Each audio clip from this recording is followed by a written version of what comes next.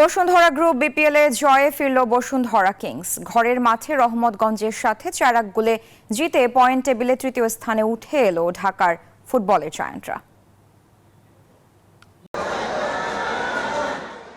BPL ফুটবলের শুরু থেকেই আধিপত্য বিস্তার করছে ছোট দলগুলো, তবে বসুন্ধরা কিংসের সাথে তেমন সুবিধা করতে পারেনি রহমতগঞ্জ। কিংস ফরওয়ার্ডদের টানা আক্রমণে নাজেহাল রহমতগঞ্জের গোলকিপার আলিফ। শেষ পর্যন্ত বড় জয়ে পয়েন্ট টেবিলের ৭ থেকে ৩ নম্বরে উঠে এলো বসুন্ধরা কিংস।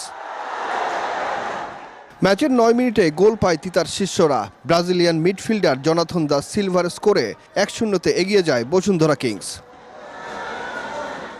তবে লিড ধরে রাখতে পারেনি বেশিক্ষণ। মিনিট দুয়েক পরেই পাল্টা আক্রমণে গোল শোধ করে রহমতগঞ্জ। চোখ ধাঁধানো স্কোর করেন জীবন। মাঝে কিংসের বেশ কয়েকটি আক্রমণ রুখে দেয় রহমতগঞ্জের রক্ষণ। প্রথমার্ধের শেষের দিকে হাত দিয়ে গোল করার চেষ্টা চালিয়েছিলেন কিংসের ফুটবলার জুনিয়র সোহেল রানা। প্রথমার্ধে যোগ করার সময় প্রতিপক্ষের রক্ষণে ঢুকে পড়ে ফাউলের শিকার হন মৃগুয়েল। স্পট কিক থেকে মৃগুয়েলের গোলে ২-১ এগিয়ে থেকে শেষ করে প্রথমার্ধের খেলা। দ্বিতীয়ার্ধের শুরুতেই জুনিয়র সোহেল রানার গোলে আবারও এগিয়ে যায় বসুন্ধরা কিংস। লিড নেয় ৩-১ গোলের।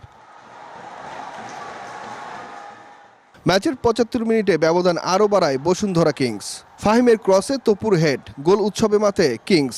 ম্যাচ থেকে ছিটকে যায় রহমতগঞ্জ। ম্যাচের বাকি সময় গোল শোধের সুযোগ পেলেও তা কাজে লাগাতে পারেনি রহমতগঞ্জ। ফলে ৪-১ গোলের জয় নিয়ে মাঠ ছাড়ে বসুন্ধরা কিংস। সুখন সরকার, নিউজ 24, ঢাকা।